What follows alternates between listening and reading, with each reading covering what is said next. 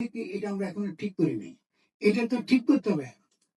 যে আসলে নতুন ব্যবস্থায় কি চাইছি? এটাকে আমি কোরআন থেকে নেব? এটাকে আমি খেলাফতের শাসন থেকে নেব? আমি কি পাশ্চাত্য দর্শন থেকে নেব? রাষ্ট্র থেকে নেব? ওটাই তো আলোচনার বিষয়। তো সব যে আগে ঠিক হয় তা না।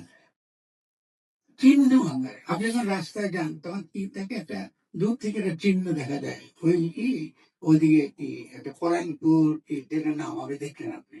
কাছে গিয়ে দেখবেন রাস্তায় দু তিন দিকে গেছে তখন আপনি দেখেন যে দু তিন দিকে রাস্তা গেছে আপনি চিনতে পারছেন না আপনি কি করেন না পাশে পাশে দু তিনটা লোকে জিজ্ঞাসা করেন আগে ওখান পর্যন্ত পৌঁছেন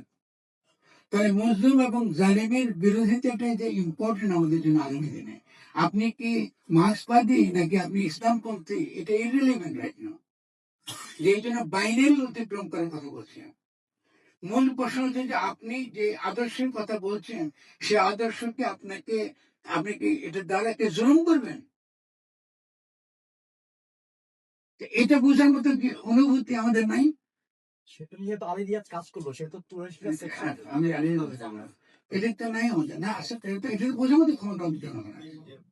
তাহলে আমি মনে করি যে আমার কাছে এই ক্ষেত্রে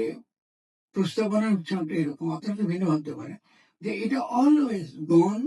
নিজেদের মধ্যে নেগোসিয়েট করে অ্যাবস্ট্রাক্ট তত্ত্ব চাপিয়ে দিলে গণবুদ্ধন হয় না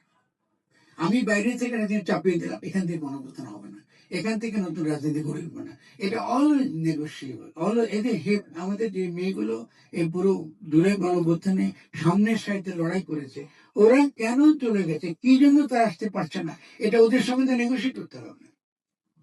ঠিক না তাহলে ওদের উপর আপনি জুলুম করতে পারবেন কি তাহলে এই শব্দগুলো যেটা আমাদের সাধারণ মানুষের পরিভাষা